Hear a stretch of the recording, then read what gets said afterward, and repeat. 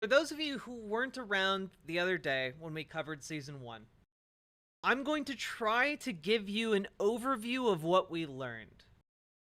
Now, for those of you who are new to this concept, the Monument Mythos is an alternate universe in which eldritch creatures, beings, things exist. And in this alternate universe, you still have things like the United States of America, and much of America's history is the same. However, there are very key differences, like Rockefeller, instead of being an oil man, is a president. Instead of Richard Nixon, the United States elects James Dean as president. And additionally, there are monuments across the United States, things you'd recognize like the Washington Monument, that house what are known as special trees. And these special trees seemingly have the ability to transport people to other worlds? Question mark. Additionally, this alternate universe has a mirror to itself that seems to be very close to what our universe is, where, you know, Rockefeller is an oil man, you know? And we have entities like the Anti-Dean Association. There's also a strange thing happening with the Liberty statue that's placed on top of the Capitol Dome that can come to life, and apparently on the voyage from where it was made, it skinned the crew and made itself into a lady, like a flesh and blood lady. That's a thing. Also, we learned that the island of Alcatraz is alive and multiplying like a virus, overtaking a vast swath of the United States, up to West Texas. Additionally, we have some kind of creature called the Air Force One Angel that hijacked Air Force One and flew it around the country to deliver packages. And those packages, in a video simulation that we see, seem to obliterate large chunks of the United States. There's maybe some indication that these packages were nuclear weapons, perhaps? Because in one of the videos, we see that Alcatraz received a radiation therapy. Not entirely sure what that would be. Other than that, we also had an account from a little girl named Virginia, who was transported to the mirror from the Rockefeller oil man reality to the other reality where Rockefeller's a president, and got trapped in that universe. And we got like a story from her perspective, her perspective being that of a child. We also saw a home video of a trip to the Grand Canyon where it appears that there are floating creatures called canyon crowns that smell like vinegar. What are we talking about? We're talking about the Monument Mythos. So that was season 1 of the Monument Mythos. We also learned that there are things called corner folk that live in, like, the intersections of dimensions and can traverse them. I don't know what any of that is all about. So I don't know. Alexa sick? Thank you for jumping on over to riverboat.gg. I think it gave me weird dreams. Time to give you weirder dreams, because we're going into season 2, baby. First sign of dementia is forgetting that you were born a man. First sign of tiny dickosis was forgetting that you were born with a tiny dick. It's true. It's true. It's true. It's true. Tiny dickosis affects 100 out of every 100 transphobes. It's true. It's true.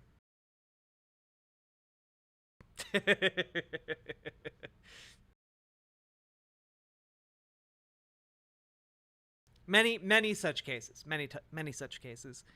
They're only mad because they come into stream expecting like a hot lady, and then they're like, oh wait, it's a hot lady and she's trans. My pee-pee is hard and I'm enraged.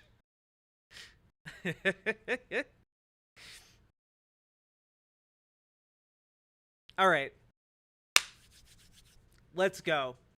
If you did not follow any of what I just said about the monument mythos, that's okay. Because honestly, I'm still trying to figure it out. Also, I have a theory that James Dean might be a robot. Because his voice sounded really weird. Alright, here we go. Monument Mythos, Season 2. Let's go.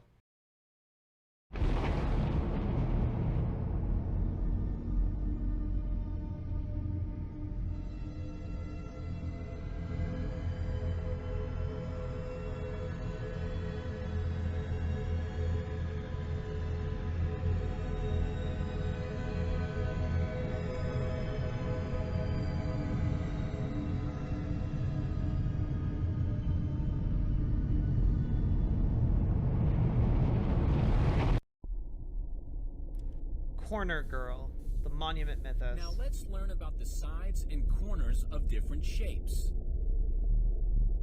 Not Alex, Kansas. A side I just moved luggage. Is a line segment that joins two adjacent corners of a shape. Alex based Riley Tillin on me. A corner or vertex is the point where the two sides touch.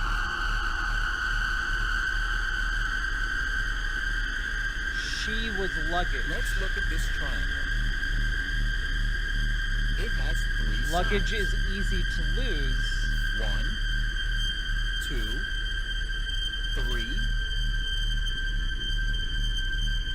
3. It also has 3 corners. 1. Sincerely, Alex's inspiration.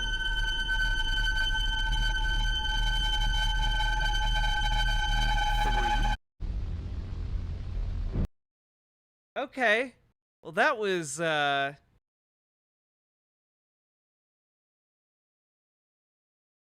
just from making it sound like old mics. I think it sounded more robot-y than the other voices, okay? It's bizarre and trippy in an uncomfortable way. This is the Monument Mythos. Let's go. Maize Movie Maker.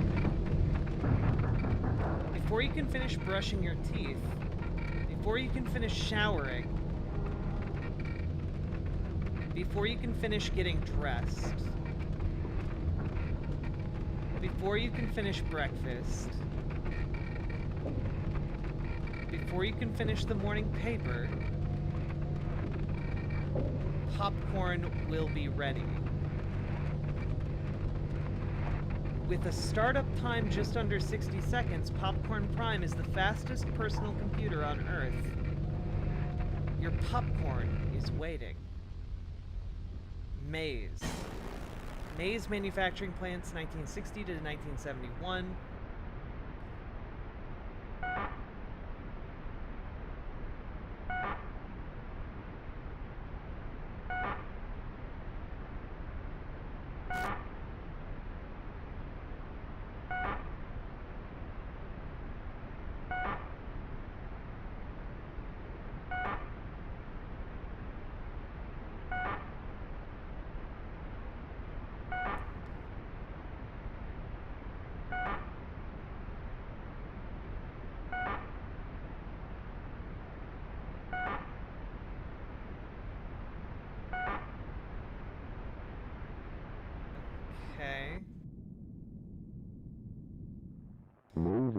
Consumer Product Safety Commission want you to know about the mandatory recall of all personal computers. Personal computers may pose a risk to American lives and infrastructure. Properly dispose of your computer at a local hazardous tech collection center. Your safety is of the utmost importance to us.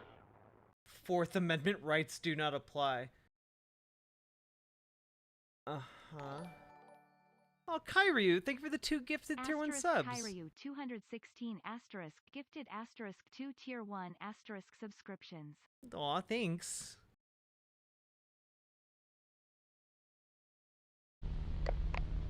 In 1960, Maize Machines is founded by Rob Careers and Rob Latorda.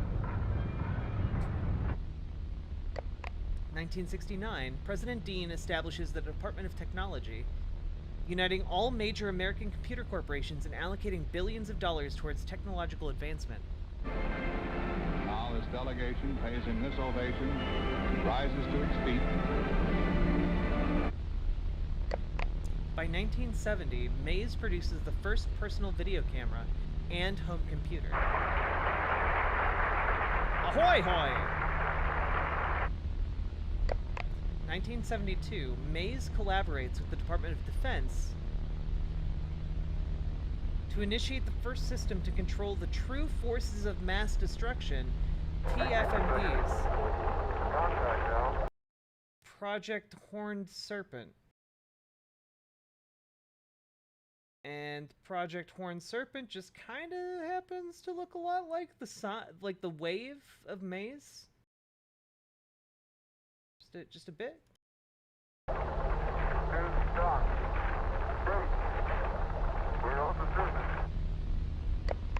1980, Maize is attacked.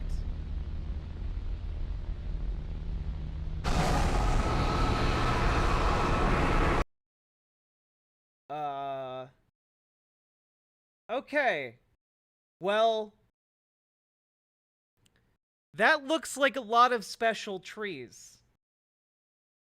That looks like a lot of special trees, like what happened on top of Mount Rushmore. Okay. Beer Bash Johnson, thank you very much for the raid. We're in the middle of talking about weird shit, so buckle yourselves in.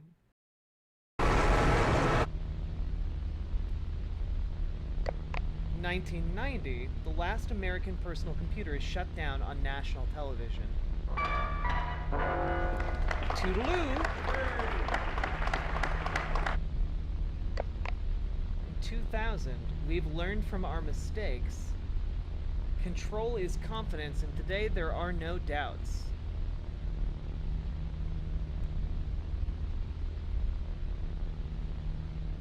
With Maize Movie Maker, now you can take control. Maize. Property of Maize. Exploring under a maize factory.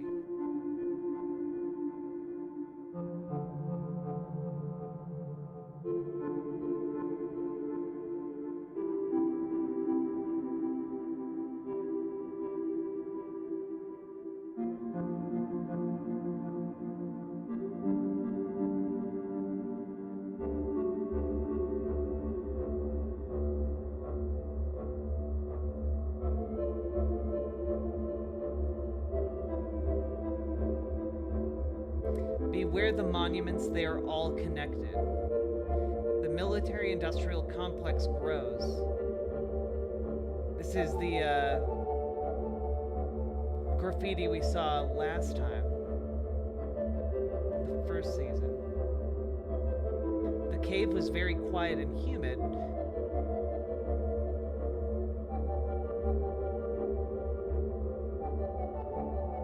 The air felt charged too.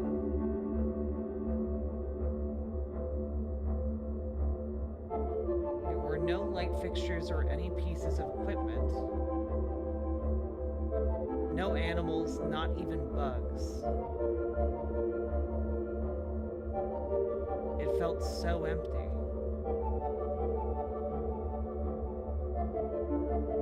What happened here?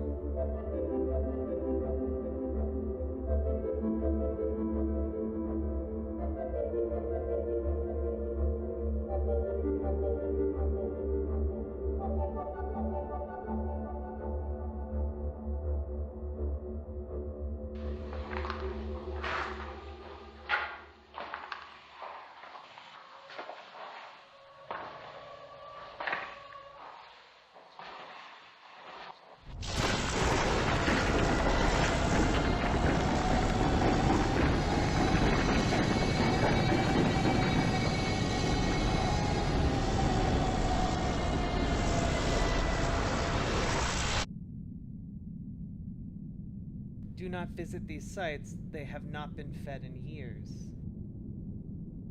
Filmed by Maya and Nathaniel Arnoldson. Okay. Just really want to see...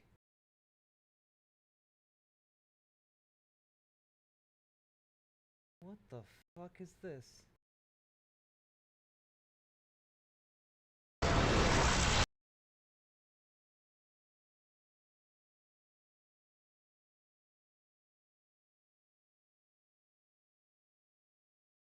I got nothing. I got no theories.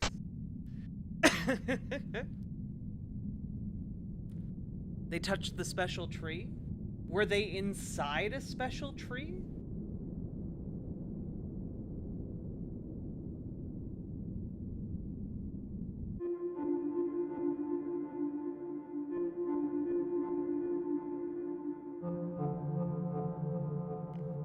Aliens? Maybe.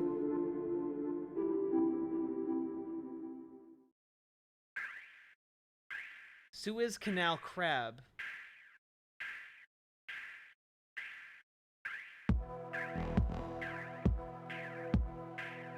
The Ever Given.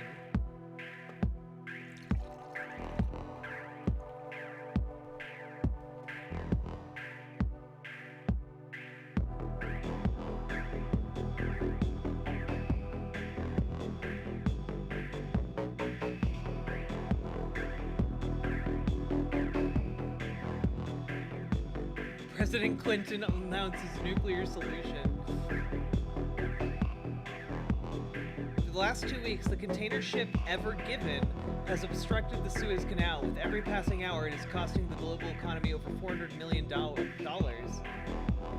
At the request of the Egyptian president, the United States will end the crisis with nuclear force. Both Congress and the United States National Security Council have approved the use of a small thermonuclear weapon on the Suez Canal, several miles from the Ever Given's location. The blast itself will not reach the ship. However, the waves generated are expected to dislodge the Ever Given from its present position. Evacuations of the cities along the waterway are in progress.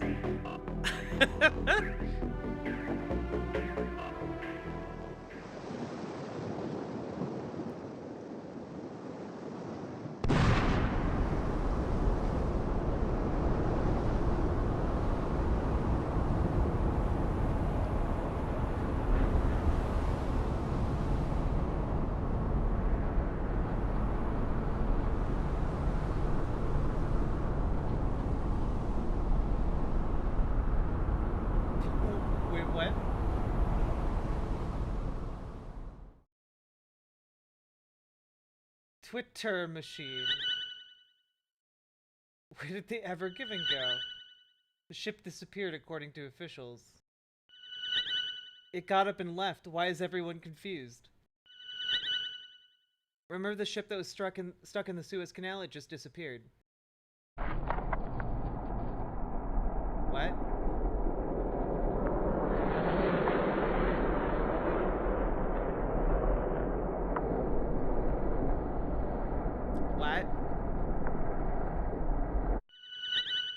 The Americans just released a monster? Nobody asked for a sequel to Attack of the Crab Monsters? The Americans destroyed the Suez Canal and released a demon. Great. So is the ship alive, or is there something underneath it?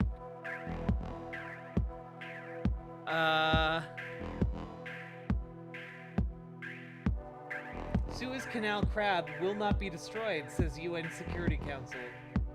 The crab cannot be eliminated without causing great damage to the Ever Given. In this day and age, the world is unprepared for a loss of cargo of such magnitude. Therefore, the Suez Canal crab will not be destroyed. What? At this time, no containers will be lifted from the ship since low-flying aircraft cause the organism to ambulate unsteadily. In hopes of returning the Ever Given back to the sea, efforts are underway to carefully manipulate the crab's route through Egypt. What? It's true. America would rather so many other people die than give up one container ship. Barricade 1 didn't matter. Barricade 2 didn't matter. Cairo. Oh dear. Oh dear. Dr. Disturbing presents. Hello. Hello. Okay, and then tell me, what do you think about the tower? It's your first visit here, so what do you think about the tower? I thought it was a really good tower. It was very interesting to go up it. It gave you a really good sense of how busy Cairo is, so I really enjoyed it. That was terrific. It was really great to get kind of a sense of the scale of the city. It's kind of difficult to do that when you're walking around down on the street. It's a breathtaking view, and it really gives you a terrific perspective of the whole city. And I loved it up there. I spent a couple of hours up on the top. The 2021 Cairo Tower Stampede. Due to evacuations around the Suez Canal, millions traveled to Cairo in search of housing. In response to this migration, many building capacity limits for popular attractions were inflated. The Cairo Tower, one of the tallest buildings in Egypt, had its own recommended capacity limit increased from 700 persons to 1,000.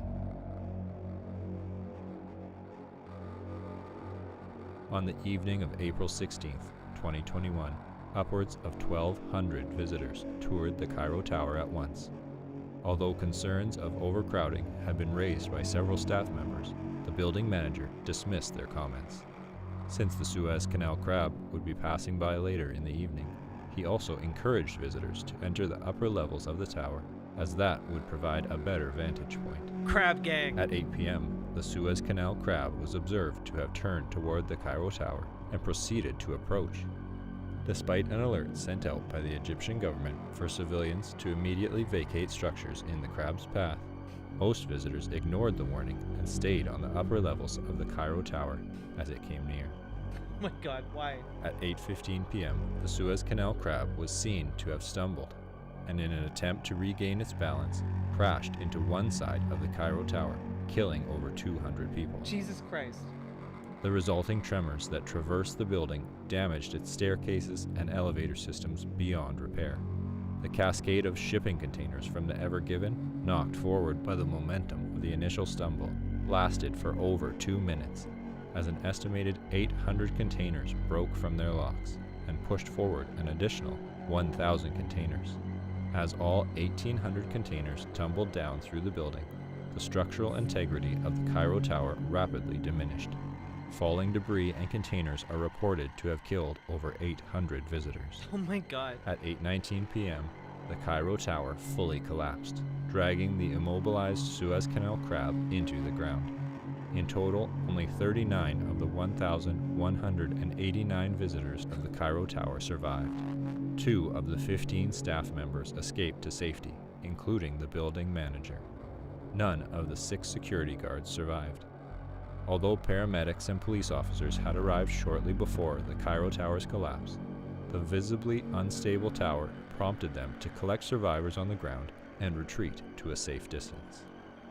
At 8:41 p.m., a hazardous waste collection team and soldiers of the Egyptian ground forces arrived to contain survivors within mobile quarantine chambers. Due to fears of a potential contagion contracted from the Suez Canal crab, all civilians in the vicinity were placed in quarantine under the authority of Egypt's military in collaboration with the Ministry of Health. Wait, why would they have been exposed to a contagion unless the crab was able to contaminate people? Upon impact with the ground, the Suez Canal crab and the Ever Given separated. The large wounds caused by the separation discharged thousands of gallons of seawater and bodily fluids. Oh god. The hazardous waste collection team and soldiers attempted to plug the gushing lesions. However, survivors report that their efforts were mostly futile due to the team's inability to stay standing on the slippery ground. What? With the number of accidental falls among the troops on the increasingly wet ground, the Egyptian army diverted its focus from closing wounds on the Suez Canal crab to evacuation efforts. By midnight, the civilian population within a 3-mile radius The soldiers just kept slipping on the ground, so they had to abandon ground efforts? What? of the fallen Cairo Tower had been completely evacuated. Hannah thing, I did not know that. On the morning of April 17th, Egyptian authorities publicly announced that the Suez Canal crab had fallen in Cairo and laid in a vegetative state. Although the Cairo exclusion zone was primarily intended to prevent any media coverage of the crab and the surrounding destruction, several journalists managed to record footage of the site through the assistance of private helicopter pilots. By 8 a.m., clips of the crab were trending on Twitter. Members of the Anti-Device Association attributed the severity of the disaster to the development of intelligent devices. Wait, Anti-Device Association? Anti-Dean Association? President James Dean had established the Department of Technology? ADA, baby! The Anti-Dean Association is alive and well. Specifically, Twitter machines. They Oh, Hannah reasoned thing, that's that cool. due to the popularity of Twitter in America, the Ever Given was overstocked with T machines, which weighed the ship down and consequently caused the initial obstruction of the Suez Canal. On Twitter, the ADA released a vicious string of messages criticizing Twitter, Hillary Clinton, and Egypt. Along with images of the Suez Canal crab, photos of scattered goods that had fallen out of the shipping containers became a popular topic of discussion. One image of a sports car resting on top of debris would be retweeted by the ADA with the caption, "The Cairo Exclusion Zone is a conspiracy to keep goods in Egypt. The American people have been robbed." The tweet What? was shared by over 10 million users. Taking notice, the ADA followed up with tweets suggesting that an Egyptian soldier had driven home the sports car in the image, and that the goods needed to be rescued by their rightful owners. The ADA deemed April 19th as Finders Keepers Day and urged all Americans to travel to Egypt to obtain the goods left by the fallen Suez Canal crab. Overnight, an estimated 12,000 What? flights to Cairo were booked by American citizens.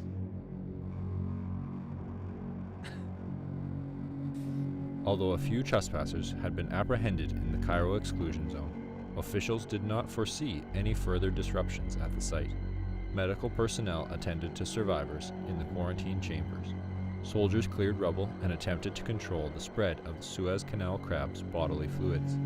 By 5 a.m. on April 19th, approximately 20 million gallons had been contained through aerial drops of sawdust and an extensive effort to mop the premises. Although several officials discussed a plan to lay down military-grade mats to enable the hazardous material collection team to walk up to the crab for closer analysis, it was ultimately decided that no further action would be taken until the following evening, as it was believed that the midday sun would evaporate most of the fluid. Sounds like the Republican Party. Ayo. Ayo. At 12 p.m., over 12,000 Americans gathered in front of the gated entrance of the Cairo exclusion zone.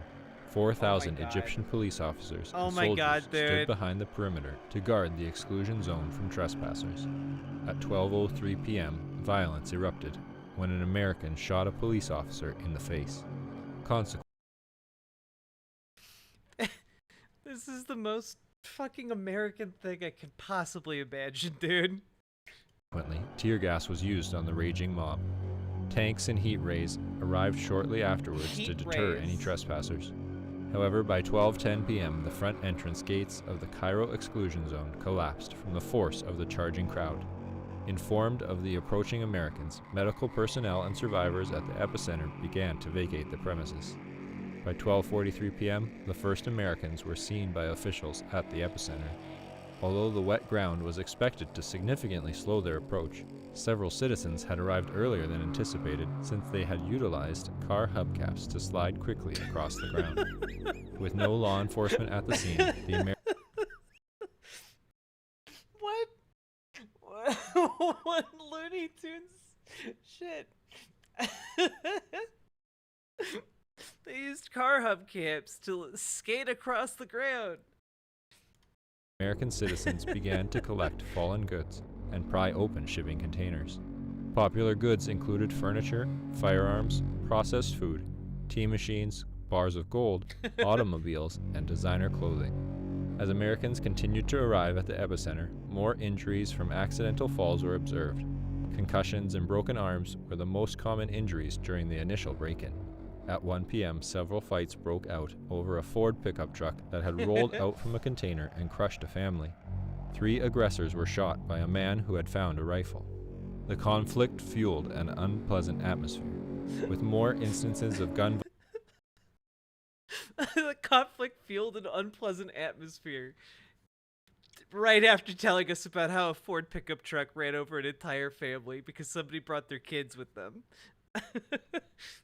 violence as time went on. One notable incident saw the discovery of a container of firearms by a group of young children. The accidental firing of an automatic weapon by one child prompted the intervention of their parents and other adults.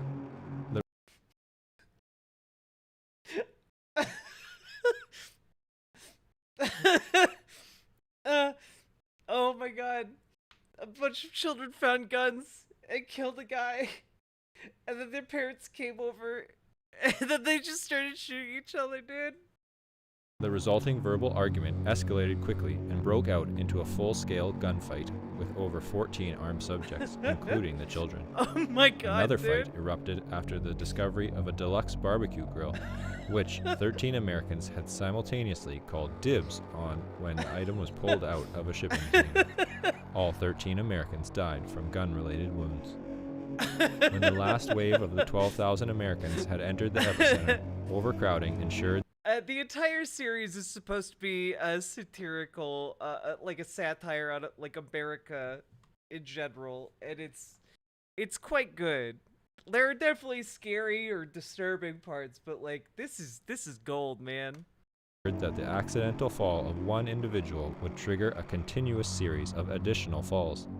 Without any open space for the midday sunlight to reach the wet ground, They felt like bodily dominoes. fluid had no time to evaporate, and the number of falls steadily increased. At around 1:30 p.m., one of the posterior legs of the Suez Canal crab twitched and incited panic in a nearby crowd. As Americans attempted to flee, many fell on the slippery ground and were trampled by those rushing behind them. It's literally By Black Friday, 1:33 dude. p.m., the screams of the panicked crowd had reached a deafening volume, reportedly being heard over 5 miles away. What? Due to the reinforcement of the Cairo Exclusion Zone's gates and orders from the Ministry of Health to prevent any American citizen from leaving the exclusion zone, the massive crowds were kept inside the 3-mile radius of the epicenter, held in place by an orderly line of tanks that flanked the entirety of the zone's perimeter. The gates stood for over 6 hours as Americans ran from the epicenter. Many soldiers became ill at the sight of injuries caused by the thousands of bodies being crushed into the metal bars. By 7:15 p.m., everyone within a half-mile of the gate had perished from extreme pressure. Heat exhaustion, accidental falls, and gun violence were also major causes of death. The Cairo Exclusion Zone gates were opened at 8 p.m. Soldiers searched for the remaining survivors. Of the over 12,000 Americans who had arrived, only 944 survived. 77 of the American survivors were found kneeling around the Suez Canal crab and claimed to have been promised from a deity that they would survive if they prayed to the crab. However, none of them could account for the remains of dead worshippers that littered the ground around them. They would later establish the Church of the Ever Given during their stay at a local hospital. Howard Melrose, an American journalist permitted to visit the Cairo Exclusion Zone the day after the stampede, said of the site, "It looked like something from a medieval painting. All of their bodies were jammed into each other. Everyone became one." You. The Cairo Exclusion Zone is a UNESCO World Heritage Site. Oh god. Why a crab though? I have no idea.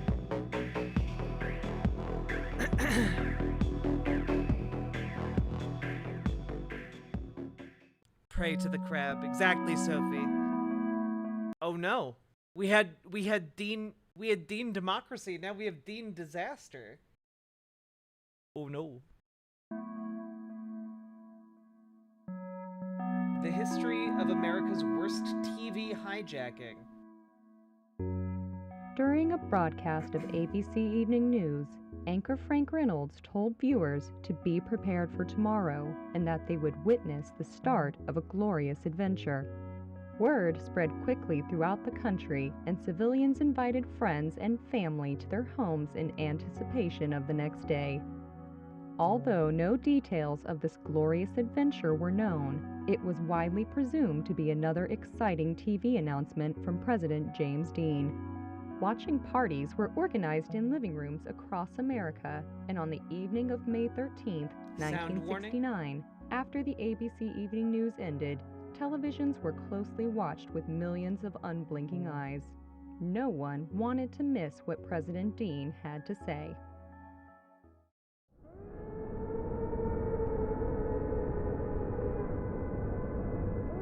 James Dean's America is hell. But you still don't believe us. You'll hear the truth from James Dean himself.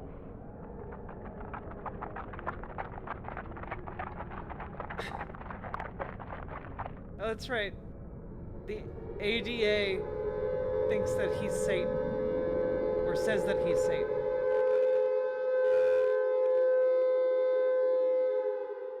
Immediately following the broadcast, air raid sirens activated across all 50 states. The sirens blared at a far greater volume than usual and burst the eardrums of every civilian within a 4-mile radius. The resulting panic triggered severe overcrowding at bomb shelters and deadly stampedes in the streets. Thousands were trampled and hospitals were overwhelmed within the hour. Fires broke out in all major cities, and cars left running in the streets produced lethal amounts of carbon monoxide, which flowed into poorly ventilated bomb shelters and suburban homes. What? In Washington, D.C., the White House was placed into lockdown immediately after the TV hijacking, and President Dean was rushed to a maximum security underground bunker. Able to hear the anguished screams of civilians in the streets above, Dean refused to stay in the shelter. When carbon monoxide alarms went off in the bunker, he urged his staff to exit the White House with him and shut off the vehicles left on the roadways. With a phone call, Dean mobilized the National Guard to assist with the deactivation of the millions of parked vehicles across America. Several more phone calls to high-ranking military officials and world leaders revealed that no nuclear missiles had in fact been launched. President Dean soon realized that the air raid sirens had been hijacked by a domestic organization and immediately ordered all forces of the military to disable every active siren in the nation. When military technicians arrived at the location of the sirens, they found that the bodies of prior technicians, who had perished from the combination of stress and the siren's sheer volume, piled so high as to have formed a ramp to the top of the speakers. The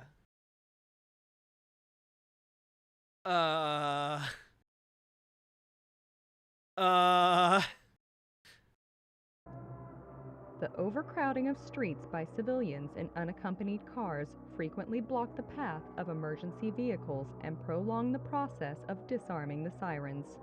Against his advisors' wishes, President Dean tasked himself with the deactivation of an air siren near the White House.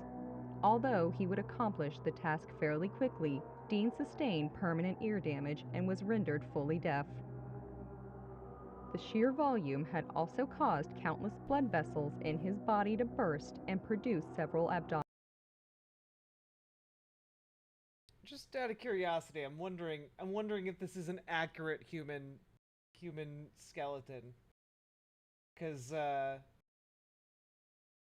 say,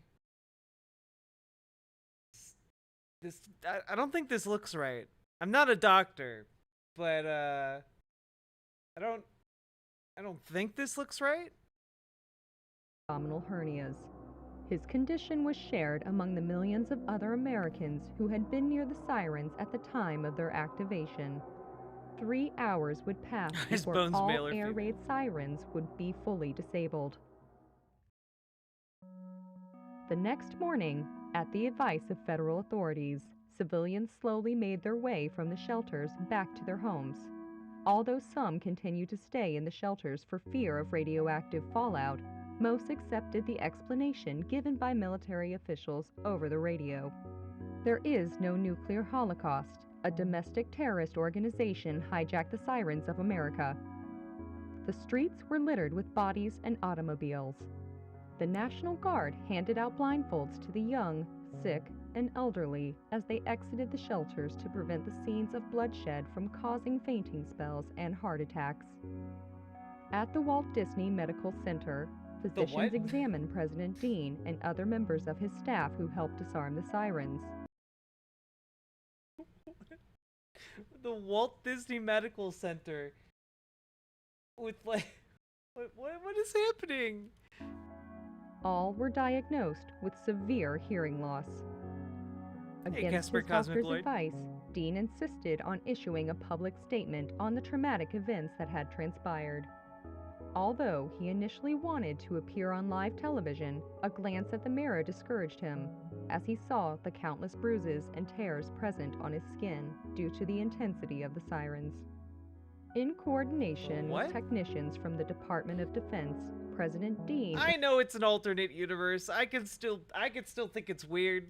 Instead, organized a large-scale radio broadcast, utilizing the very air raid sirens they had disabled. Later that night, a bruised Frank Reynolds would announce on ABC Evening News that Dean would speak through the sirens and that captions would be displayed simultaneously on television for viewers who were hard of hearing.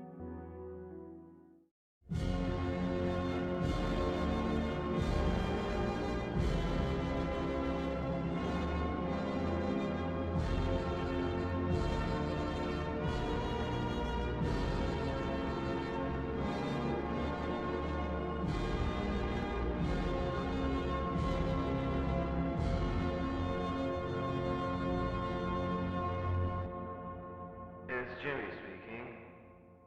I'm sorry, very sorry for what's come to pass.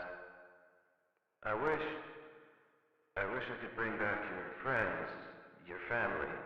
I want to fix everything. This is not the announcement I planned for. But as you know, there are people who have it in for us. The Anti-Dean Association. They hijack our systems. They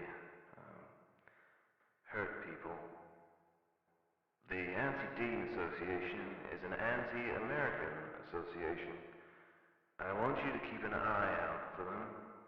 They will not be hard to find because they are very proud of their silly ideas.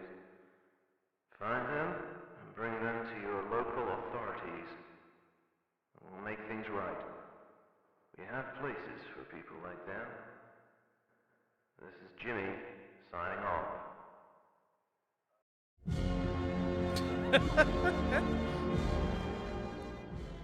Over the next week, hundreds of thousands of anti-Deaners would be apprehended and sent to correctional facilities around the United States. These facilities, meant for the anti-American, were aptly located near or at national monuments in order to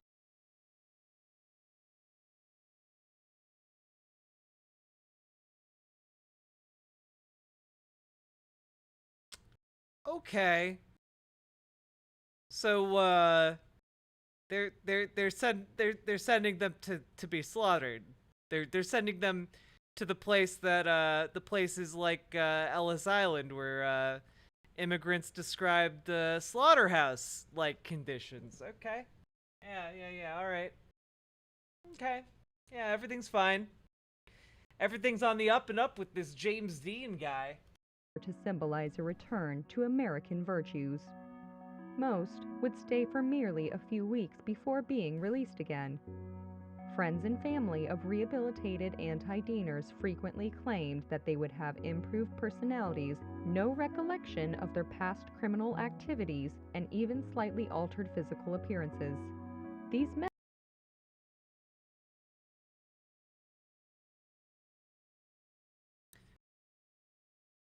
Wait, so they were either being slaughtered or They were being swapped with people from other universes. Like what happened with Virginia, right? Because Virginia was like swapped with another Virginia. Because she went to a world where people recognized her as Virginia, but like her parents remembered her with a completely different history. So they're just like zapping these people into like another universe and using their doppelgangers as like, here's your new life, good luck. Methods were so effective in calming the terrorists that many innocent civilians requested themselves to be sent to these facilities in hopes of radically changing their lives.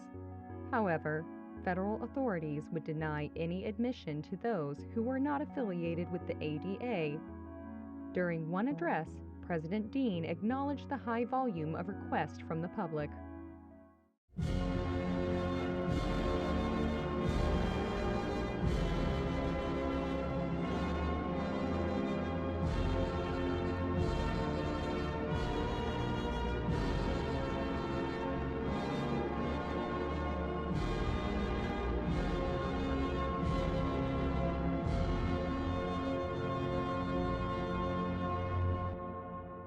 Hey, it's Jimmy again. A lot of you want to be sent to the same places we're sending those anti-demons to. I get it. Those who come out of these places, they look clean as a whistle. But if we send you to those places too, then those correctional facilities lose their purpose. If we send everyone to prison, then what's a prison anymore? This is Jimmy signing off. On the morning of May 22nd, 9 days after Maize the kernel. disaster, President Dean received a state-of-the-art hearing implant from Maize Machines, an up-and-coming tech company. Around noon at the Walt Disney Medical Center, the device was surgically inserted into Dean. The sound quality of the implant and the speedy nature of the surgery inspired Dean to imagine a new government department, which would be able to oversee the mass production and distribution of quality hearing implants to the American public. That evening, President Dean requested an emergency session of Congress and proposed the ambitious project. I can't hear a damn thing. Did you hear me? I can't hear a damn thing. Neither can you, or you, or you, or you. It doesn't matter whether you were near the sirens or not. None of you are listening. We need to bring together those technology companies to build and send hearing devices that the public needs.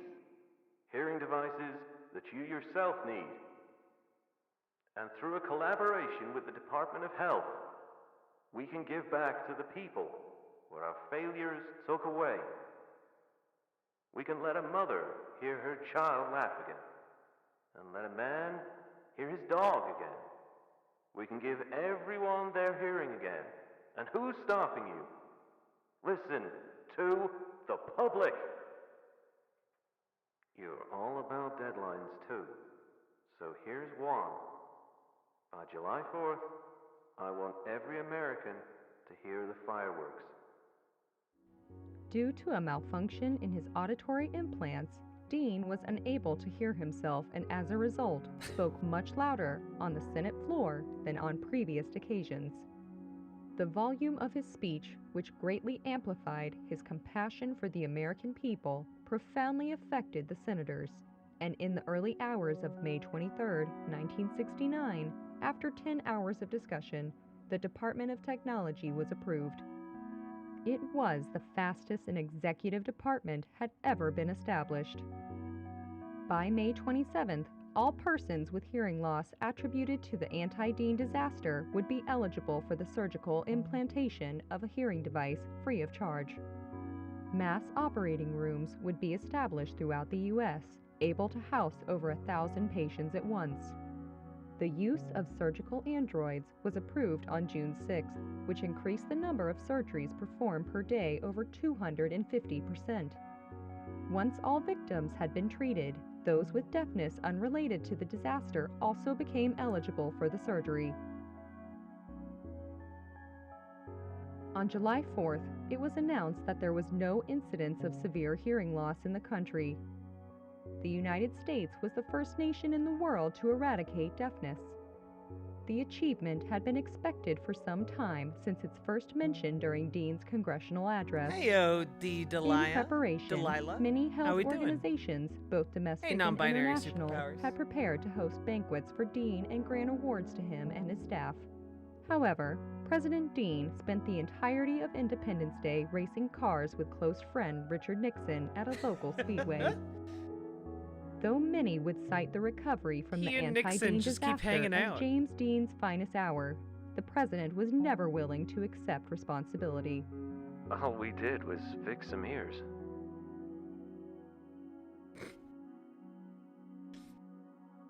Dean disaster.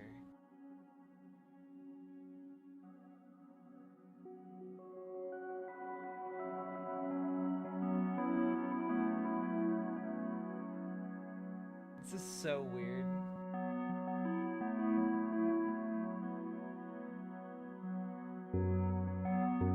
Oh man, there's so many more.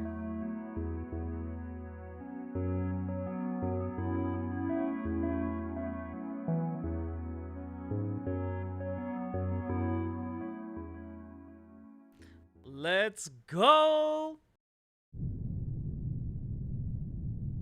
The Starry Sphinx and Related Phenomena. Video number 1. TFMD on Mars. True Forces of Mass Destruction.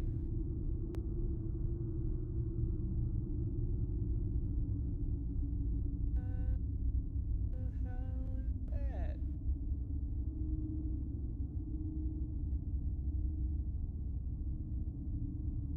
Okay, so aliens confirmed? Audio number 1, excerpts from an interview recovered from an arson scene, unrestored. Oh, Leonard Moreland. Egypt was entirely against excavation.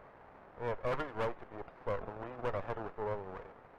We said that their system worked for thousands of years and would continue to protect the country. They were right. At the time, the president and our military did not care. We viewed their solution as a problem and desperately needed a better solution. American solution, which in this case was excavation.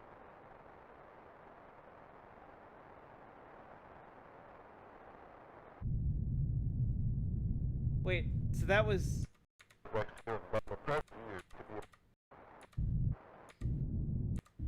An interview recovered from an arson scene. So someone tried to burn Leonard Moreland's stuff?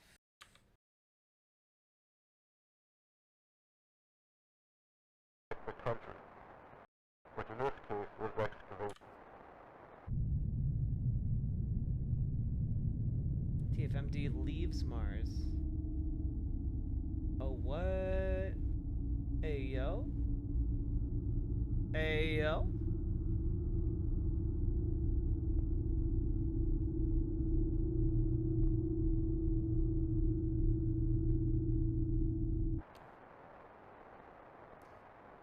Once the pyramids were classified as TFMDs by the U.S., excavation was inevitable. TFMDs have been acknowledged by the UN Security Council as the single most dangerous threat to humanity. Of course, this was before climate change and mankind was classified as TFMDs under the Dean administration. At the time, it meant that the pyramids required immediate action. Wait, the Dean administration made mankind classified as a TFMD? What?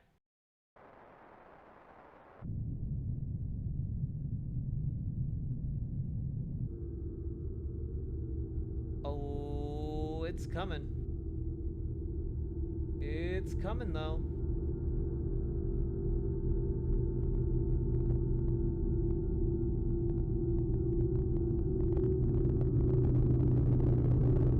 Get good sleep, bread into toast.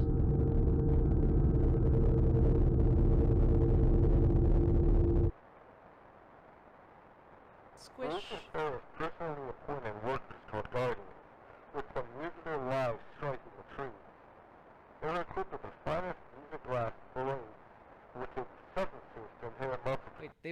equipped with the finest Giza glass blades.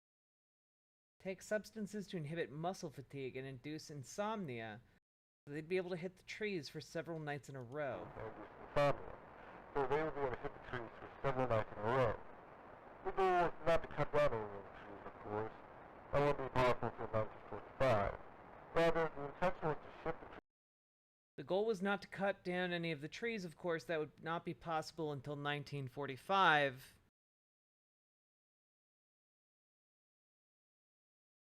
The year we dropped nuclear weapons. The year we invented nuclear weapons.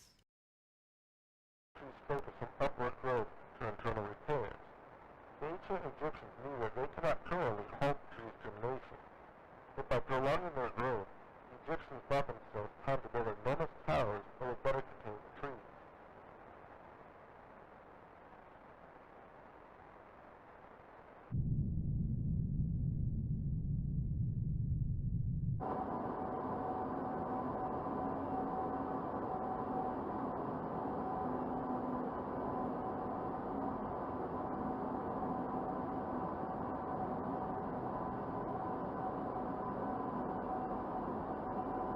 I can't tell what I'm looking at.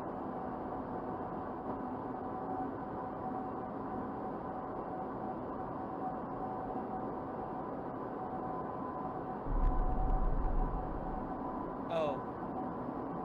Dropping bombs on it. Within the first week of excavation, we found the pyramids extended much deeper into the sand than we had previously thought. The more we dug, the more bricks we had found had already been laid. At the time, we had convinced ourselves that the pyramids had to be single structures. It would only be a matter of time before we would reach the bottom. By the third week, we realized that we had been wrong the whole time. The pyramids extended down infinitely. You can imagine our reluctance to tell the public that the pyramids were not pyramids at all. They were towers, infinite towers, all three of them. Towers which contain enormous species of metaphysical flora. Who knew that the pyramids are merely the tips of buildings? So the special trees are metaphysical. What does that even mean?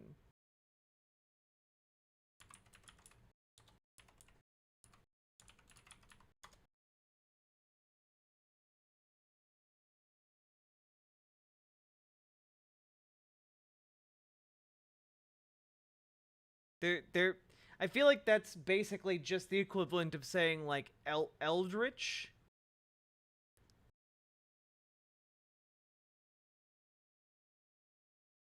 Yeah.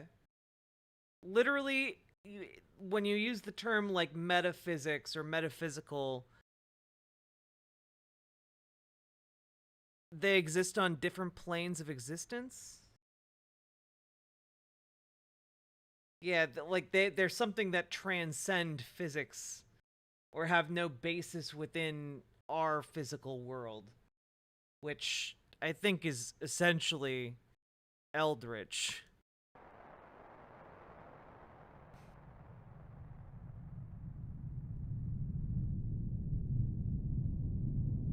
TFMD's False Children Land?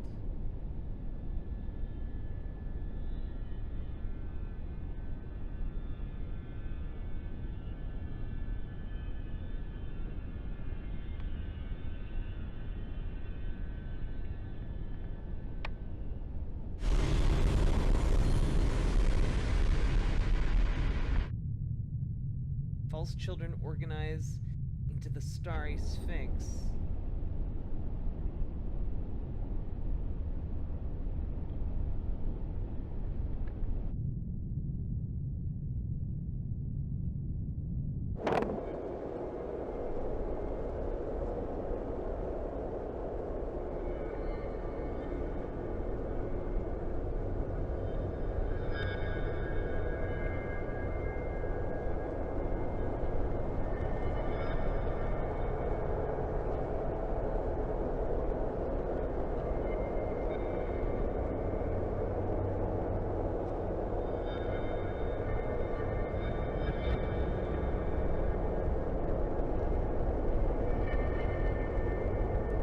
Deeply weird.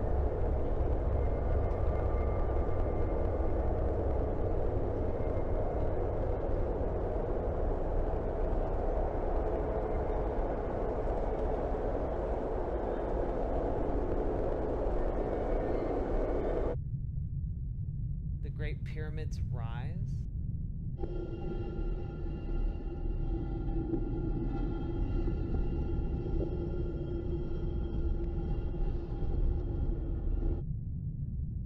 The other pyramids awaken. Video affected by radiation.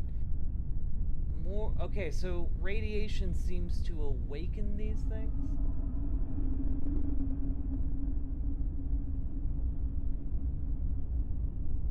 Oh, and each of these towers looks a lot like the Washington Monument. Okay.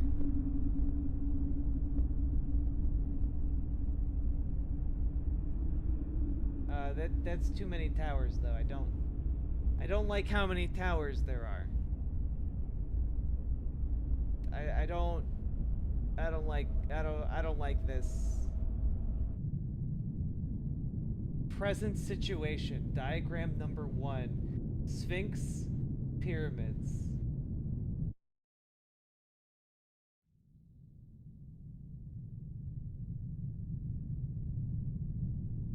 Okay, there's. Oh, that's not good. Oh no. Oh no. Oh no. Wait, produced? Wait, this entire video has been produced by the Anti-Device Association, aka the Anti-Dean Association. And they're the group that convinced 12,000 Americans to try and, like, slip slide around the crab. I don't know if I trust them. I think they might be a liar sometimes. Also, considering that one of those tapes was recovered from the site of an arson, I think maybe the Anti-Dean Association was trying to kill Leonard Moreland.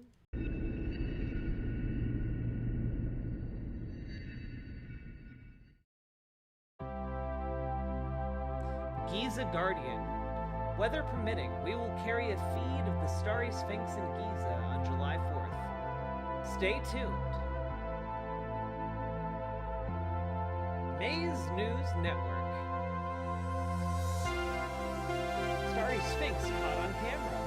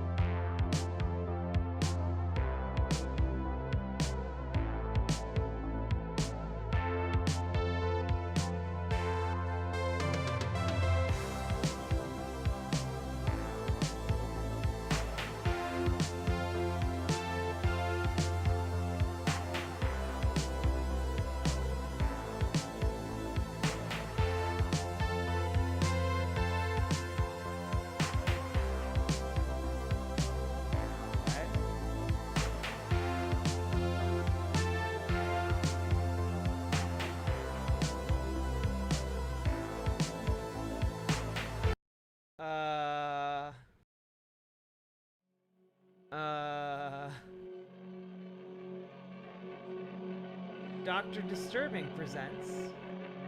Oh, this is the second time we've seen this. Project Giza Guardian. Throughout the 19th century, English archaeologists in Egypt encountered stories, time and again, of mysterious lightning strikes near the Great Pyramids of Giza. It was reported that the lightning would strike only in the presence of certain rare constellations. However, no one outside of the Bedouin tribes knew of which constellations. The secrecy protected the value of Giza glass, a mineral created by the strange lightning striking the desert sand. The glass also served as a form of black market currency for several tribes. For decades, the Bedouins' knowledge eluded British archaeologists. For as long as the constellations remained unknown, the Giza glass that formed was retrieved by the Bedouins long before anyone else arrived. However, in the late 1870s, British Egyptologist Flinders Petrie discovered the constellation which preceded the electrical phenomenon. In 1880, he arranged an expedition to collect samples of Giza glass for the British Museum. Petrie accurately predicted the appearance of Giza glass, and with the help of British troops, secured the location of the glass for themselves. The glass, Jesus Christ, which formed in long multi-layered sheets, was fractured in order to be more easily transported. While collecting fragments, Petrie slipped and landed on an upright plane of Giza glass. What?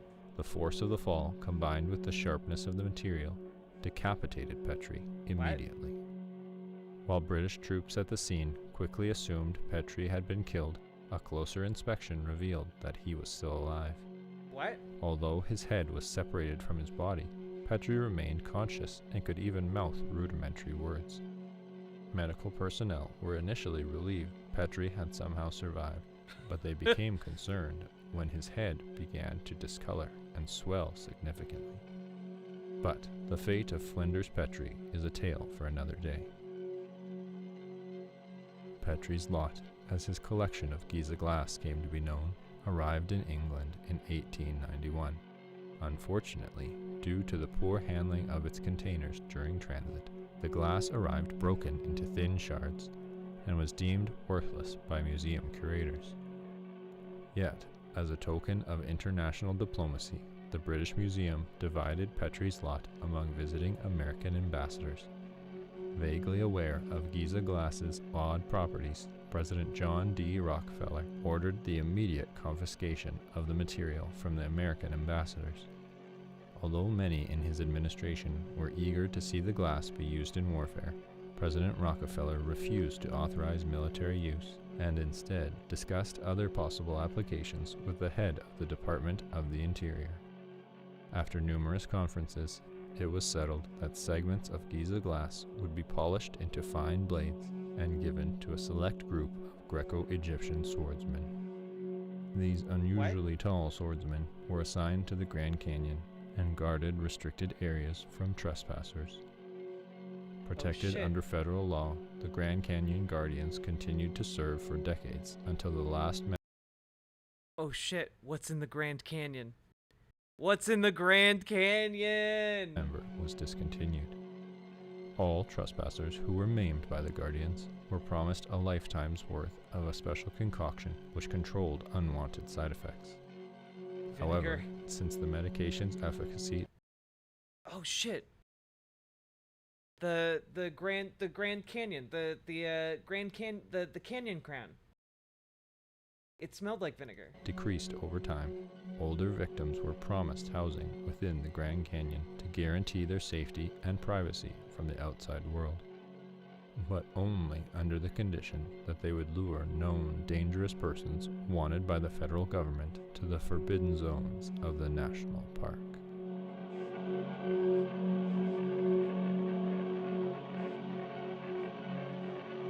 The U.S. government claims the Project Giza Guardian was shut down in 1969. However, sightings of swordsmen in the Grand Canyon continue to this day.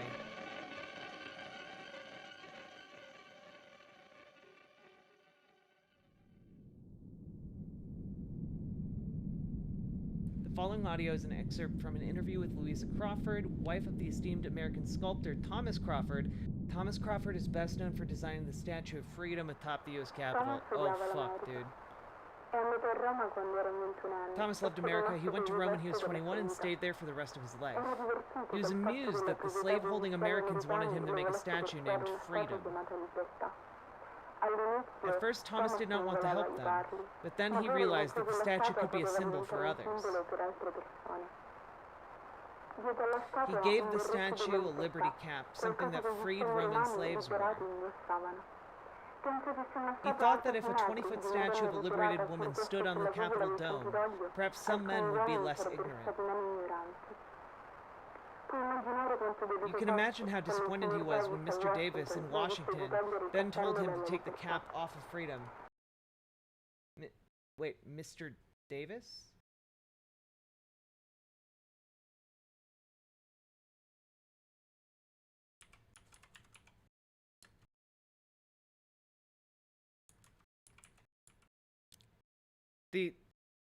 The President of the United States was Jefferson Davis? Oh dear. But Thomas saw his project through to the end. He even went to Egypt to find the material for her sword. It was a very special type of glass, Giza glass. One time, when he was sharpening the glass at his workshop, he accidentally cut off the tip of his finger. Although I was worried when he told me, he couldn't stop laughing.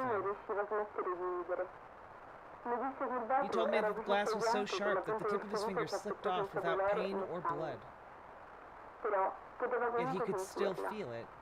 When Thomas concentrated, he could even make the tip of his fingertip twitch on the table. He found it funny. I didn't. I remember when he came home one night without a hand. He said he could still move it at the workshop. He was so young when he left. Only 43 years old. I wish we spent more time together. We loved each other very much. You can imagine my surprise when I looked into the plaster model's mouth. Thank goodness that Inspector Zaffino was wrong. He made me think there was a serial killer in town. But nobody murdered him. Thomas cut his own body up and put himself inside of freedom. I saw him inside. All of him. I knew what must have happened, but seeing his eyes and her face was too much for me. She looked so awake. Zaffino told the Americans that Thomas passed away.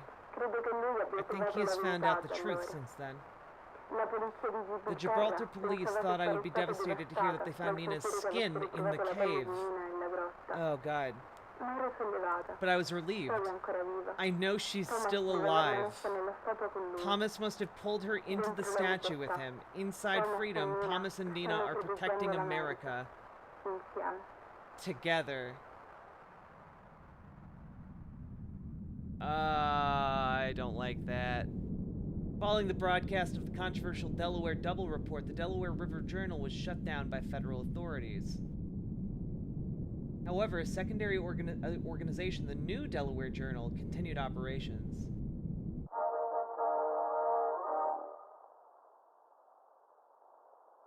Freedom has a new home. Following the ADA storming of the Capitol on January 6th, numerous organizations expressed interest in purchasing the Statue of Freedom. The statue, which fell during the riot and caused over 150 casualties, was seen by reactionary politicians as a result of poor craftsmanship, and blamed her original installer, Philip Reed, for her collapse. Reed, an experienced architect and enslaved man at the time of Freedom's assembly, this has become the latest in a series of historical figures demonized by the ADA. Due to growing reluctance to reinstall the Statue of Freedom, the Department of the Interior has instead transferred Freedom to an undisclosed location in the Grand Canyon and rejected all other offers to purchase her. Freedom's installed in the Grand Canyon, you say? Interesting. Also, I don't think the Lincoln Lookers are like Freedom. Because the Lincoln Lookers were not cut up. Remember, we heard the testimony of one former Lincoln Looker, but she didn't get cut up. They just took her out of the statue. When asked why the statue had been sent to the Grand Canyon, President Dean replied, "The rocks won't shoot her down."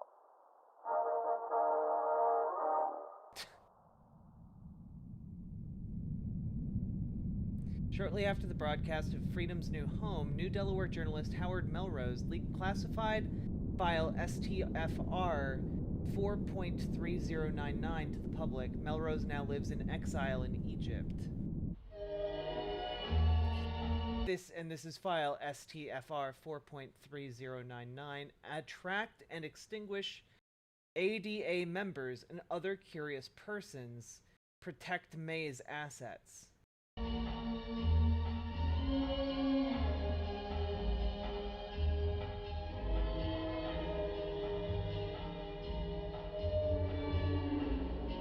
Tyler P. Manning, Franklin B. Carr, Bonnie Newman, Perry F. Caldwell, Jimmy and Donna Garner, Roy I. Nunez. Oh, this looks like Freedom going around beheading all these people.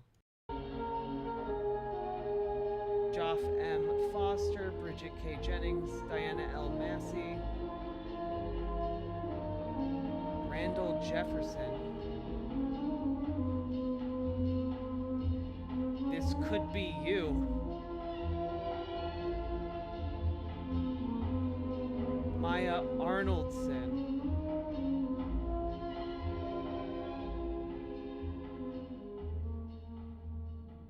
Following audio clip, known as The Last Words of Maya Arnoldson, was recovered by park rangers in the Grand Canyon.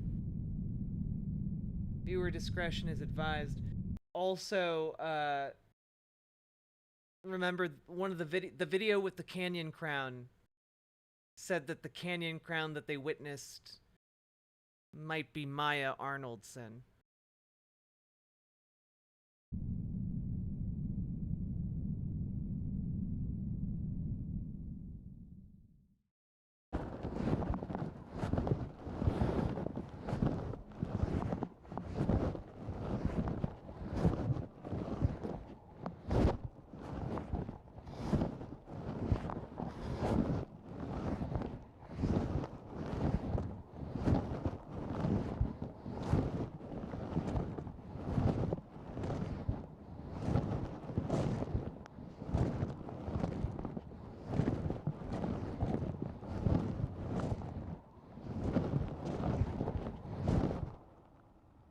No. No, not now. I'm leaving now. I won't bother you.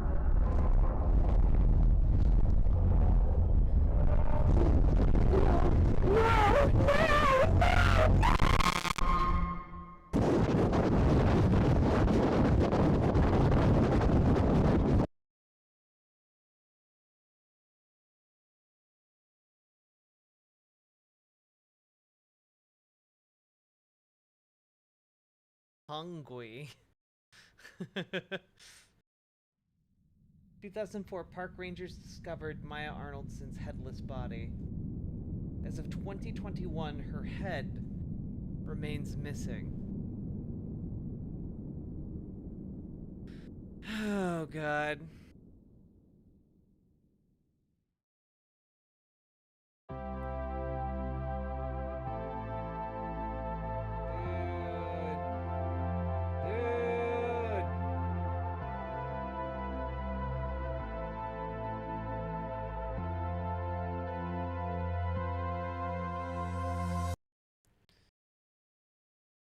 So, we have so many different things going on now, but I feel like we kind of have like a couple main characters, like the Arnoldsons, and was Virginia's last name Arnoldson as well? I believe it was, right?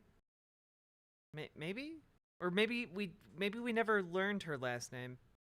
Maybe my brain's just filling in that blank. Maybe someone check me on that.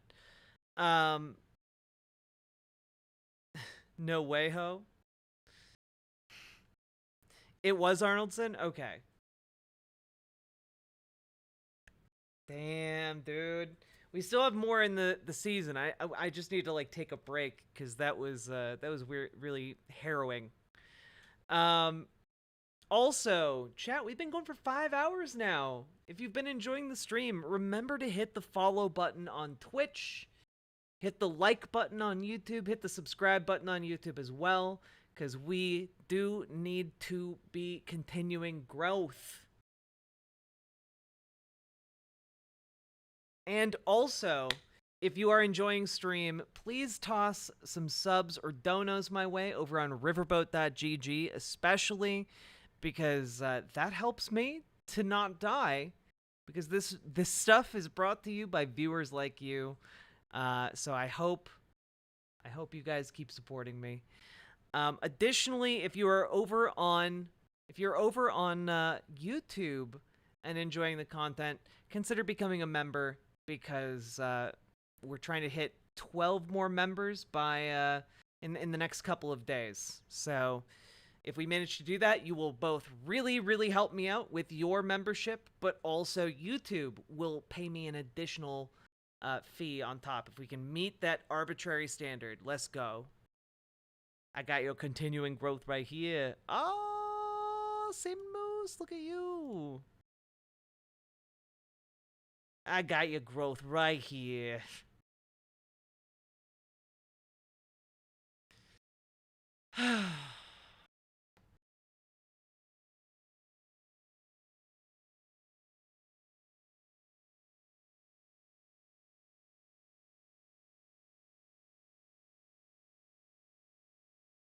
Hey, Renegon Tracy. Thanks for being a member over on the YouTube. I appreciate it. And let's see.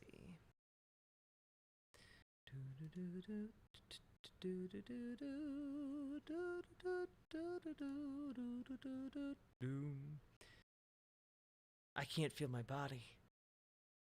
The Colorado River in America, so it was obsidian, hush you, other chats. I don't think it's obsidian. It's like it's like a, I think they make it pretty clear it's like a different thing than obsidian, but it is similar to obsidian.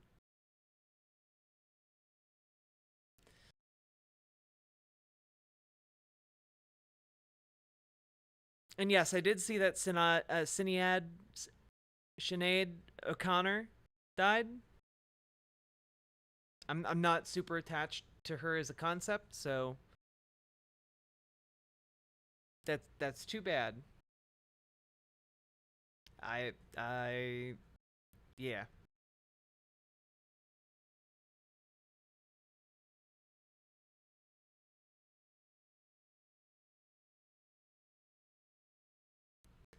Let's take a look. It's in a book, Reading Rainbow. I can do anything. All right. How we doing, folks? Are you guys having a good time? I saw 10-letter name. Very much enjoying it. Fuck, I feel real old when people don't know who Sinead O'Connor is. I mean, I know who Sinead O'Connor is, I just have never heard any of her music. I am uncultured. I literally didn't listen to anything other than show tunes until I was like in my 20s. Went pee, grab the soda, let's do this. Let's go.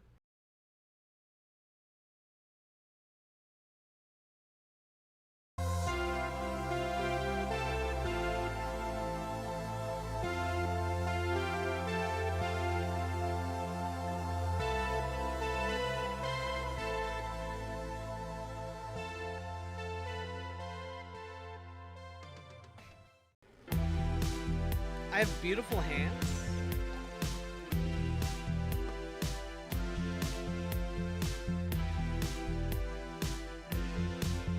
They followed me all the way home.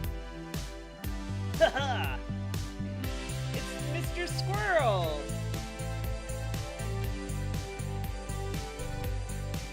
He's back! And he is beautiful.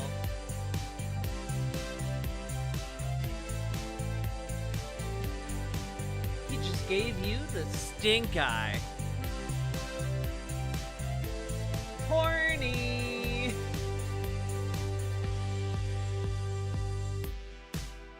But forget about that.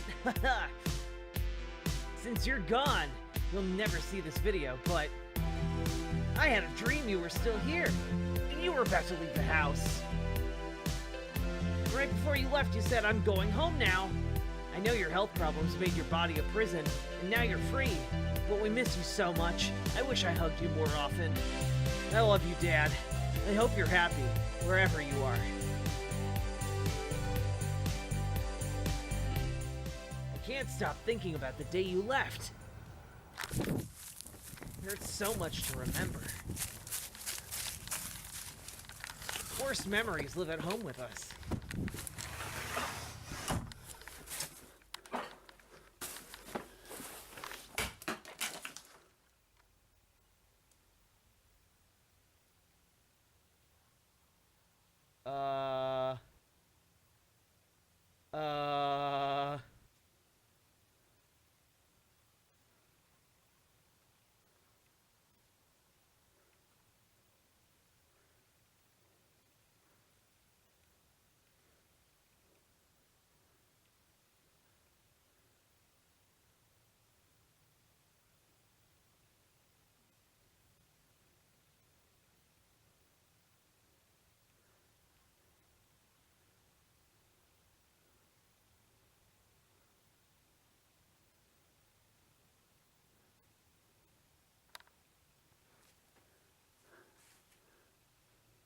can't believe it's been 3 days already. Nathaniel Arnoldson, July 1961, May 2021. Eric Casanis. Fallen father.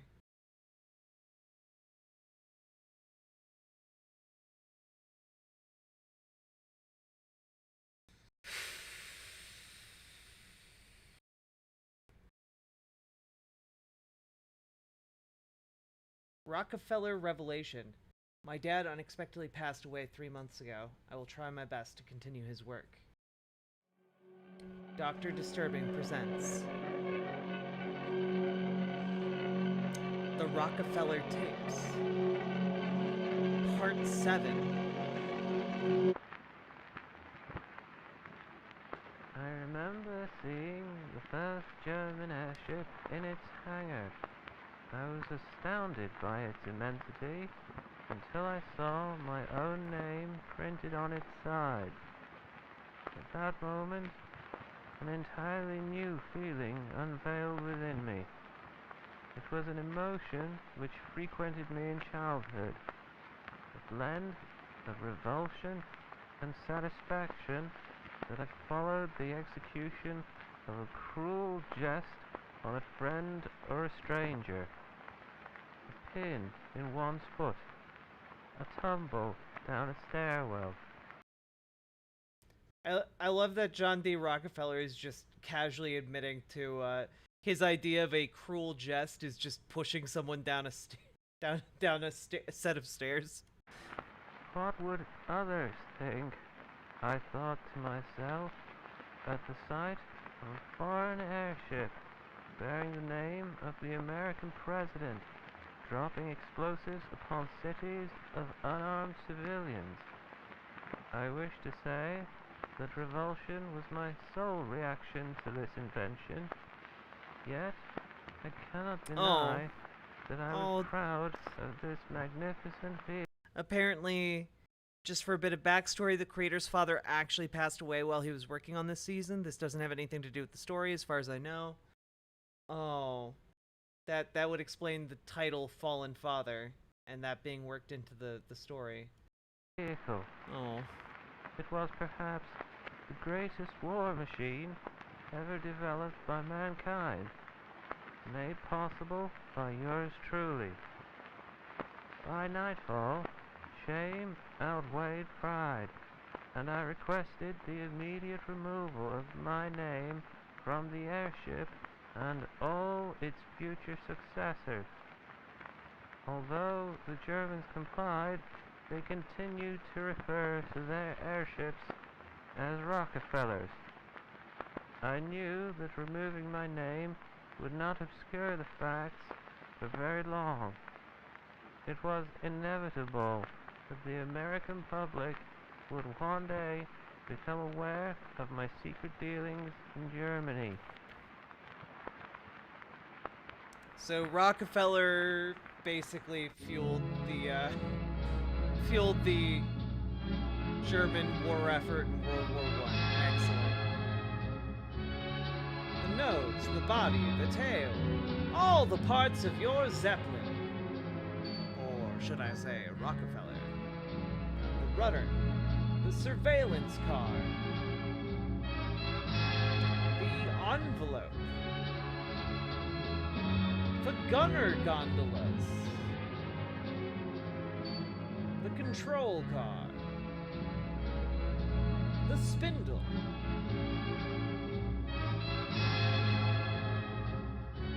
the interior,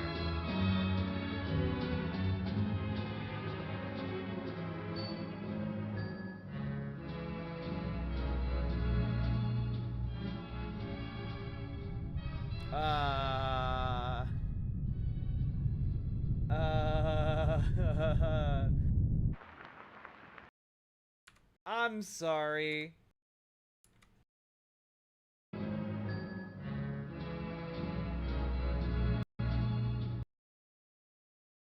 That's,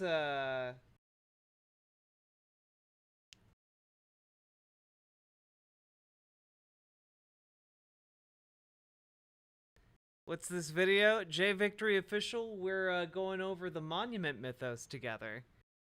Going in blind, and this is unexpected. Okay.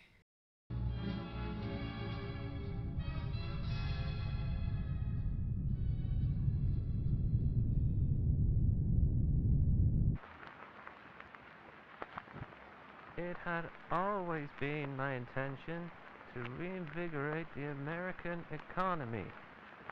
Once I had been debriefed of the situation in the Grand Canyon, the overpopulation of crowns, I realized that I was also hearing the beginnings of a solution to the impending economic collapse. That solution being slavery. You know, that figures, given that Jefferson Davis was the President of the United States in this alternate timeline. I can imagine your reluctance to read on, and I entirely understand. Rest assured. Yeah, they used canyon crowns to lift the Rockefeller blimps. Sure. I believe that all citizens should be unconditionally promised the very Little Morphine Annie. That seems to be the case for the statue called Freedom. I don't think it's the case for anything else we know of. The canyon crowns are just naturally floating after, like, if someone's head gets cut off with Giza glass, the head gains the ability to float after it swells to colossal size. So I'm guessing they put one or however many of those canyon crowns they need into the blimp to get it to fly. Freedoms that our country established at its founding. Life, liberty, and the pursuit of happiness. However, crowns are not men or women, nor are they animals. They are merely the decayed shells of ignoble criminals. They do not qualify for the same freedoms exercised by ordinary civilians.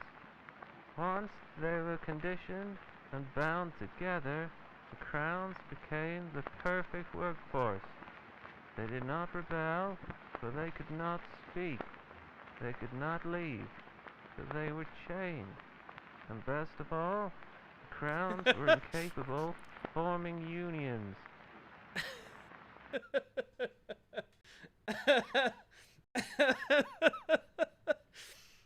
Oh my god, that's the most American thing.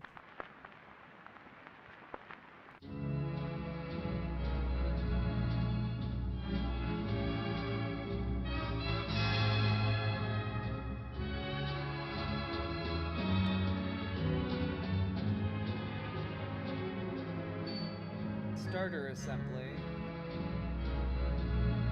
Starting switch. Plugging cable into ballast box. The lamp.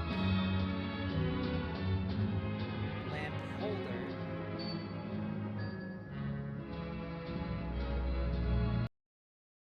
What the fuck is that?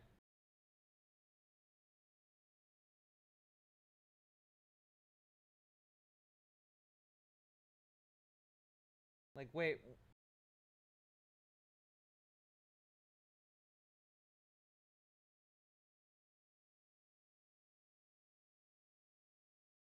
What is that?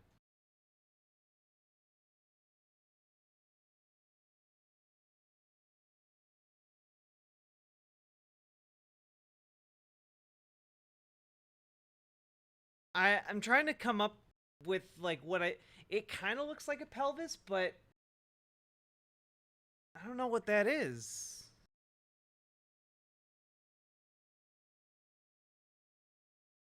Like, I don't even, like, usually you can, like, approximate it, but, huh. Maybe My guess right now is maybe it's one of the corner folk. Remember, we saw like corner folk in the first video, the very first video of season 1. We saw like a bunch of them like conglomerated in a corner. Maybe this is like a trapped corner folk.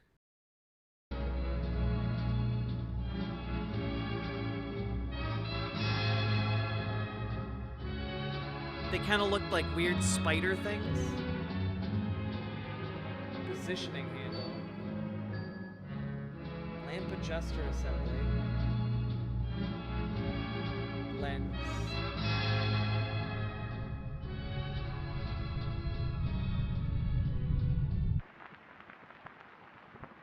Germany was the first nation to inquire about the crowns and their potential applications in warfare. I never mentioned the vast quantities of Giza glass we owned, since I knew that it could provide them with many more crowns at low cost. Instead, after signing several agreements and receiving a tremendous German sum, I provided them with over 100 crowns, along... Miguelasso, I shat down your dad's neck, and he loved it. It made him hard, and he came all over his tummy. And that's what your dad's into, and I'm sorry, I fucked your dad. Sorry. Thank you, and goodbye. Along with my best advisors and the brightest engineers. Our time with the Germans gave rise to the greatest military vehicles in history. Sorry. Look, when someone comes into my chat and is gonna give me sass, okay, I'm a sass them right back. And honestly, the language that these people operate in is the only thing they really understand is when you tell them that you fucked their mom, their dad, both of them, and imply that that their parents are into like weird kink stuff. Anyway. The Rockefellers. Nah, Twitch chatter. YouTube's actually pretty good men sometimes. And crowns to construct more Rockefellers revitalized the American economy. Very few nations offered to hire as many of our men and women, and none would have paid as graciously as Germans did. It was, by all accounts, the greatest. Also, to add additional context, he came into chat and said in Spanish, basically along the lines of, I shit in your fucking mother. So I feel like I responded relatively in kind.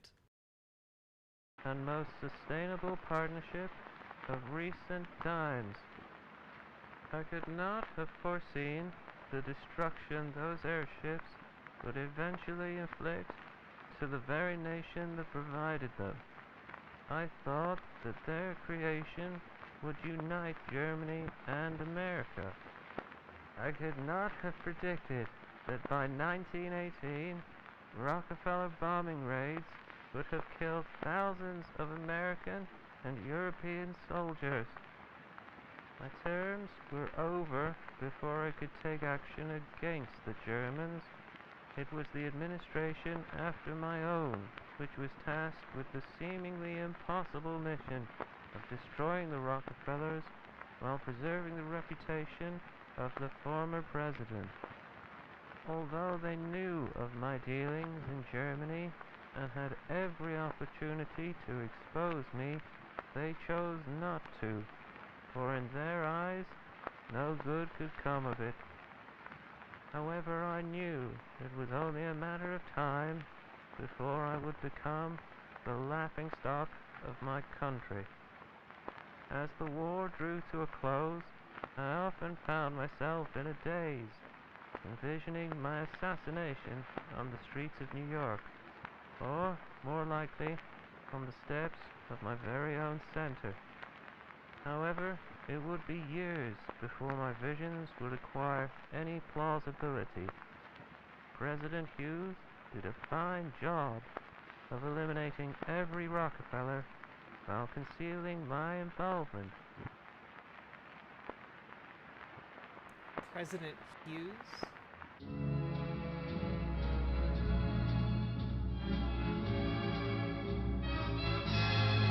Pyramid plasma?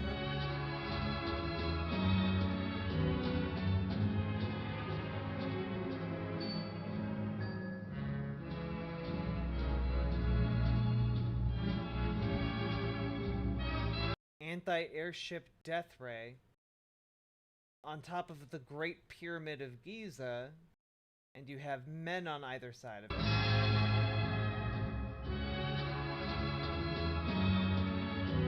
Oh shit. Okay, so if they're on the top of the Great Pyramid of Giza, and these Great Pyramids house special trees,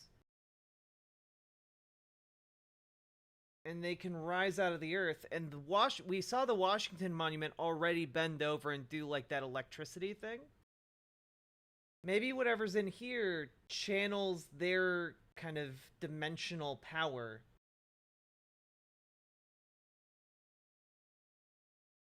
And if that's the case, then it would make sense that it's a corner folk. That would make sense.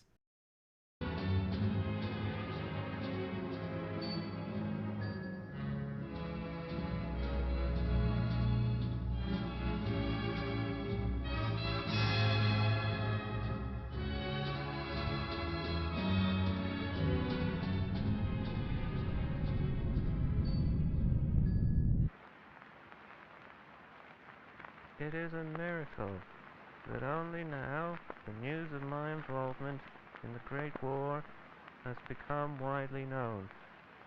Thankfully, information on the crowns has continued to stay hidden from the public spotlight. I would much rather have the public believe that Germans were the only persons inside when the airships were shot down and crashed in flames. With the tragedy at the center, and now the airship scandal, known by many as the Rockefeller revelation, I believe that my failures have finally caught up to me. There are men outside the center who had once been my supporters. Now they want me executed. The policemen have kept the crowds at bay, though I believe that my assassination is, like the revelation, inevitable. To be elected the president of a country is the greatest honor a people can bestow. But at the moment, I do wish to be the famous Is this oil Rockefeller's tycoon actual voice? No. that young Virginia Arnoldson believed I was. Forgive me. Ooh. Biortrick Rex in YouTube chat. Maybe the thing in the lens is a crab like the Suez one. Maybe. It does kind of look like a like it has crab-like qualities.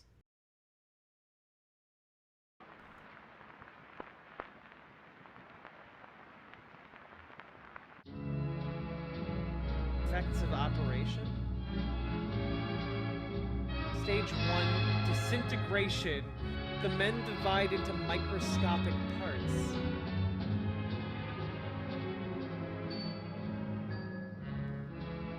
Stage 2, okay, but those balls looked similar to the Sphinx balls.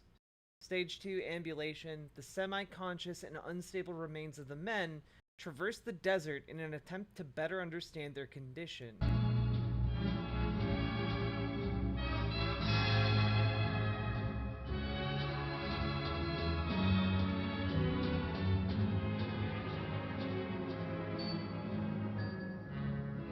Stage 3, amalgamation. The men fuse together into a more stable being.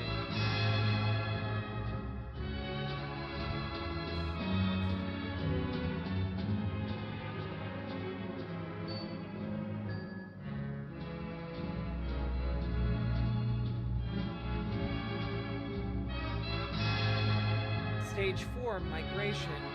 As one, the men return to their homeland. That sounds... Oh, that's not good. Oh no. Oh no, no, no. Oh no, no, no. Of course, lands in Florida. The men execute a counterattack. Stage 5, retaliation.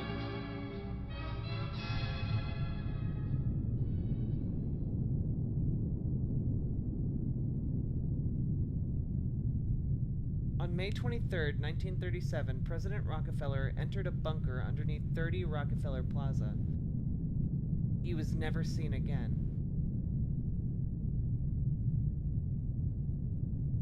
Investigators found that the door of the bunker had been melted open with possibly the most powerful heat ray ever built.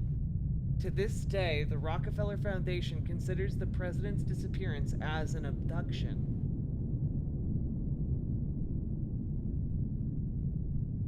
Only 2 photos of the potential suspect were ever released.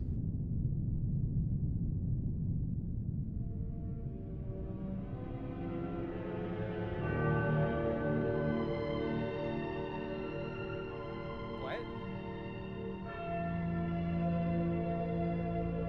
That's just the special treat. Can you see them?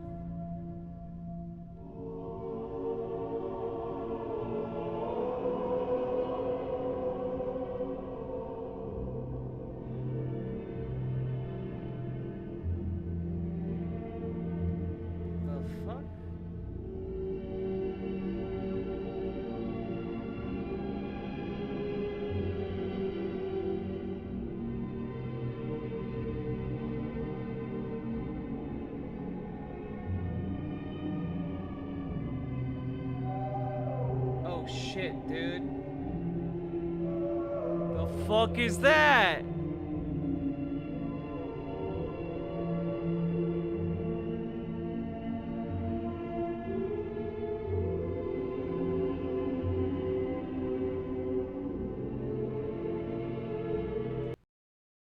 They